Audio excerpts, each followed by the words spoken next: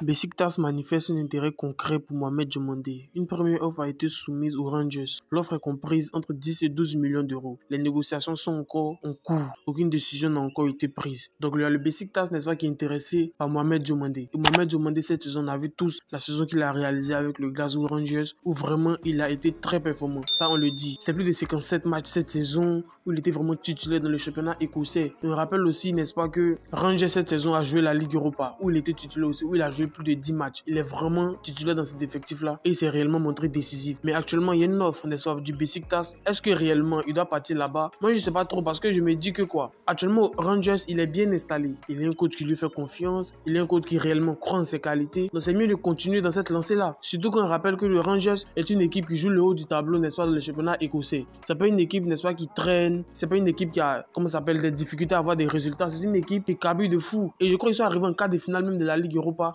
cette saison. Ils se sont qualifiés, n'est-ce pas, durant le tour de qualification, lorsqu'il y avait les 32 équipes, le nouveau format. Et ça, franchement, il était titulaire. C'est une très bonne chose. Est-ce que réellement, cette proposition-là sera très bonne pour lui? Mais actuellement, les discussions sont en cours. Besiktas a manifesté un vif intérêt, n'est-ce pas, pour Ousmane Diomandé.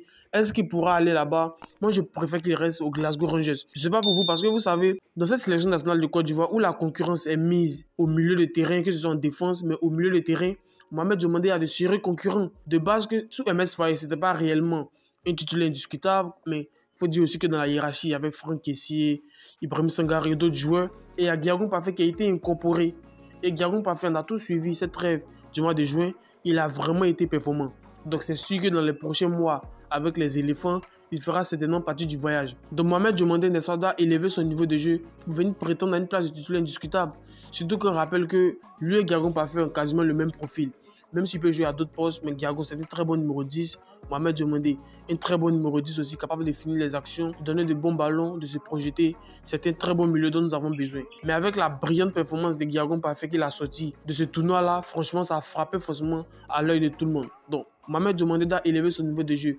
Et élever son niveau de jeu d'abord passe par être titulaire indiscutable. Là, actuellement, il est titulaire indiscutable au Glasgow Rangers. Est-ce que réellement, même s'il va au Besiktas, il sera titulaire? Même si je rappelle que le Besiktas, c'est quand même une équipe aussi qui joue le haut du tableau. Mais moi, je le préfère, n'est-ce pas, au Glasgow Rangers. Qu'il brille, n'est-ce pas, en Ligue Europa, qu'il brille dans ce genre de compétition-là, qui va lui donner plus de visibilité, d'être performant. Actuellement, la proposition que Besiktas a fait à, n'est-ce pas, Glasgow Rangers, c'est de 10 à 12 millions d'euros. Pourtant, il y a des joueurs, n'est-ce pas, dans cette sélection nationale de Côte d'Ivoire. Donc, si on veut payer, c'est beaucoup plus cher que ça. Evan Guissé actuellement est cher, Ousmane Diomandé actuellement est cher, mais lui aussi doit élever son niveau de jeu.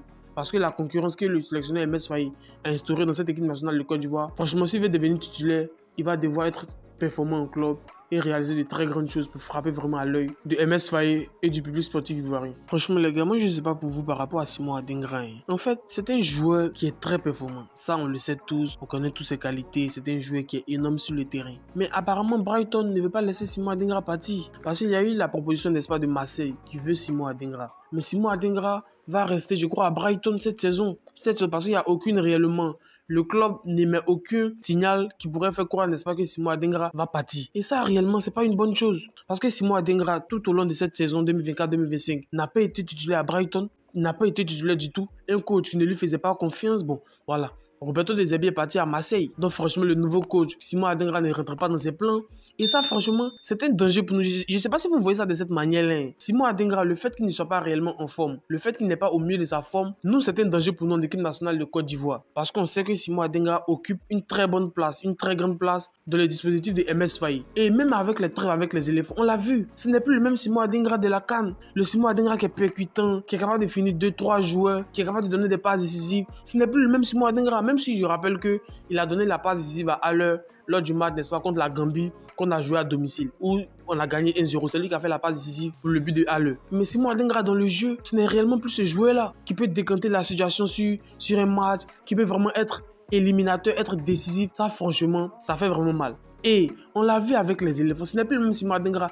Et si, n'est-ce pas, il continue à rester à Brighton, mais je vous le dis clairement, la concurrence, Traoré Béni va passer devant lui dans la hiérarchie. Parce qu'actuellement, lorsqu'on met Traoré Béni et qu'on met Simon Adingra, en matière de régularité, en matière de performance, en matière d'être décisif sur le terrain, en matière de joueur qui réellement apporte beaucoup à son équipe. Mais c'est Traoré Béni. Traoré Béni cette saison a été champion de Suisse, vainqueur de la Coupe de Suisse également. Franchement, il est en train de monter en grade. Et Simon Adingra doit se réveiller. Il doit d'abord batailler pour gagner une place de titulaire à Brighton. Même si Brighton est une équipe qui joue un petit peu le haut du tableau, mais franchement, ça me fait vraiment mal. Ça me fait, voici un joueur qui avait été le top 3 des meilleurs joueurs africains pour le Ballon d'Or africain 2024, où Lookman a remporté le Nigérian. Ça, franchement, ça fait vraiment mal. Un joueur qui était parti pour devenir l'un des meilleurs. Même si actuellement, je pense qu'en valeur intrinsèque, Simon Adingra est au-dessus, n'est-ce pas, des ailiers ivoiriens. Mais sur le terrain, il n'est plus dans le rythme de la compétition. Et ça, franchement, ça peut être un frein. Comme je vous l'ai dit, la trêve de septembre qui arrive, c'est une trêve vraiment très décisive, où notre qualification pour la Coupe du Monde 2026 va se jouer. On n'a pas besoin de matchs nuls, que des victoires, que face au Gabon et face au Kenya. On doit gagner ces matchs-là, sinon franchement, on est très mal parti. Et on veut avoir tous nos joueurs au complet. Mais Simon Adingra actuellement n'est pas en forme, n'est pas dans le rythme de la compétition. Ça me fait vraiment mal. Moi, j'aurais aimé qu'il vienne à Marseille. Parce qu'il y a un coach qui le comprend, il y a un coach qui lui fait confiance. Et Roberto De Zerbi connaît Simon Adingra, puisqu'il était avec lui à Brighton. Donc c'est un joueur qu'il connaît réellement. Et ça, franchement, ça me fait vraiment mal. J'espère que les solutions vont se dessiner. Et même quand on prend l'équipe de Brighton cette saison, Yakumba Minte et Kairo Mitoma. Mais en valeur intrinsèque, je pense que Simon Adingra peut prétendre à une place de titulaire. Mais visiblement, il ne fait pas partie des plans d'espoir de son coach. Ça, c'est vraiment un problème à régler. C'est vraiment parce que Simon Adingra, il est en train de chuter. Après la CAN, il a eu une ascension fulgurante. On se rappelle tous. Il a continué en club où il était vraiment buteur. Mais cette saison, ce n'est plus le Simon Adingra qu'on connaît, capable de décanter une situation. C'est clair que la saison prochaine, il restera à Brighton. Et cette saison, ils nous avaient quand même feinté. Ils ont donné le numéro 11 à Simon Adingra, ce qui voulait dire qu'il allait faire partie des joueurs importants, mais visiblement, ça n'a pas été le cas. C'était des fins de frappe, des serpents, des zigzags. Mais enfin, bref. C'est clair que la saison prochaine, Simon Adingra va évoluer dans le championnat anglais, dans le club de Brighton. Bon, Evan Gerson là, moi, je ne le comprends plus réellement. Il est pisté par beaucoup de clubs. Il y a Brighton qui est sur le dossier actuellement. C'est vraiment chaud. Parce que Brighton, les attaquants de pointe, n'est-ce pas? Je ne parle pas de, comment il s'appelle, Welbeck, Joao Pedro, n'est-ce pas, le Brésilien, il a signé à Chelsea. Donc, Evan Gerson serait une priorité pour Brighton pour le remplacer à ce poste-là. Franchement, moi, je ne sais pas s'il doit partir, mais il y a tellement de rumeurs concernant son départ de Nice, concernant son transfert. Il y a tellement de rumeurs que, franchement, je ne sais pas si réellement il doit partir à Brighton. Mais ce qui est sûr, Brighton a manifesté un vif intérêt, n'est-ce pas, pour Evan Gerson, pour remplacer Joao Pedro au poste de numéro 9. Même si on rappelle qu'Evan Gerson aussi peut jouer à côté, il peut jouer en tant qu'ailier. Mais son poste de prédilection, ça sera en tout cas le poste de numéro 9 à Brighton. Ce sont que des rumeurs, il n'y a rien qu'officiel. Mais dans les prochains jours, cela va se dessiner. On verra si ça sera officiel ou pas. Et je vous ferai part de ça. Maintenant les gars, moi je ne sais pas pour vous. Luc Zogba actuellement a signé, sinon a prolongé, n'est-ce pas, avec le Stade Brestois jusqu'en 2029. Et il a été appelé pour cette trêve du mois de juin. Bon, où Guelado n'était pas là, c'est Wilfried Tsengo. Mais est-ce que vous pensez réellement ça? Répondez-moi dans les commentaires. Est-ce que vous pensez réellement que Luc Zogba peut s'installer durablement dans cette sélection nationale de Côte d'Ivoire? Pour moi, c'est non. Parce que les deux prétendants à ce poste-là, qui sont Wilfried Tsengo et Guelado, c'est titulaire indiscutable. Ça joue le haut du tableau en Ligue 1. Wilfried Tsengo est qualifié pour la Ligue des Champions. Et je crois que Strasbourg est qualifié pour la Ligue Conférence, je crois bien. Voici des joueurs de très haut niveau. En tout cas, il a été appelé pour cette trêve du mois de juin.